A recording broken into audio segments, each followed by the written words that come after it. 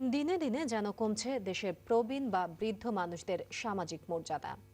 পরিবহন সেক্টর থেকে শুরু করে রাস্তাঘাট, শপিং কমপ্লেক্স সহ সর্বত্রই অবহেলিত থেকে যাচ্ছেন তারা। সম্মানের স্থানে নেমে এসেছে অবজ্ঞা আর অবহেলা। জীবনের শেষ প্রান্তে উপনীত হওয়া এই মানুষদের একান্ত কিছু কথা জানাচ্ছেন এম এ নাসের। ক্যামেরা ছিলেন ইসা আহমেদ শাওন।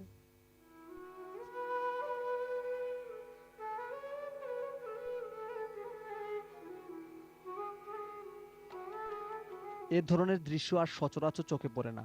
গ্রামীণ জীবনের শহরের সংস্কৃতি ছোঁয়া লাগায় তরুণ প্রজন্ম অনেকটাই যান্ত্রিক হয়ে পড়েছে। বড়দের শ্রদ্ধা করার বিষয়টি যেন চাপা পড়ে যাচ্ছে পশ্চিমা সংস্কৃতির আগ্রাসনে। সভ্যতার অগ্রগতির সাথে সমাজ এগিয়ে গেলেও মুরব্বীদের সম্মানের জায়গাটা কলুষিত হচ্ছে পদে পদে। আগে মুরব্বীরা সম্মান পাইতো, কিন্তু এখন বর্তমানে দেখা যায় যে কোনো সম্মান পায় না। বাসে ওঠার জন্য খুব চেষ্টা করছি, কিন্তু আমাকে ধাক্কাইয়ে পিছনে ফেলাই গেছে, আমি বাসে যাইতে পারি না। উঠার বেলা ভালো টাইনা তুলে আর নামদের বেলা আমার জায়গা বাসে হারি কেন নিয়ে নামাই দেয়। বয়সের ভারে নুয়ে পড়া এই মানুষগুলো হেয় প্রতিপন্ন হচ্ছেন চলতে ফিরতে। গাড়িতেও নির্দিষ্ট আসন না থাকায় বিপাকে পড়তে হয় তাদের। আমাদের মুরব্বী যারা এসেছেন তাদেরকে যানবাহনে চড়ার সময় বা যে কোনো সময় তাদেরকে যে সম্মান দেখিয়েছি, আমরা সিটে বসে থাকতে উঠে দাঁড়িয়েছি। এবং আজকে জানেন আমি এই বাসে চড়ছি, কেউ এখনো বলেনি কিন্তু যে আঙ্কেল বা চাচা বা দাদু আপনি এখানে বসুন, আমি দাঁড়িয়ে যাই।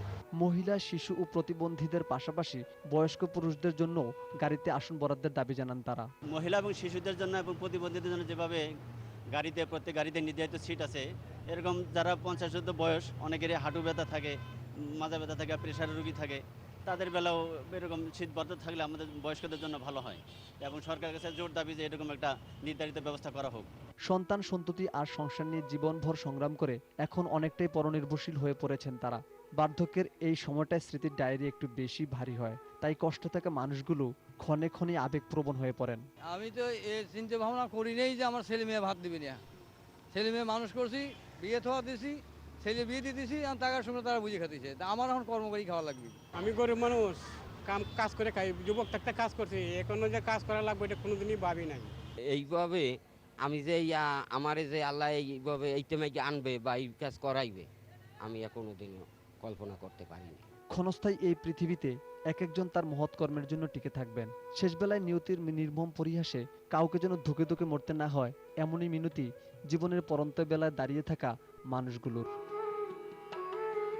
M A Naser, Diganta tele.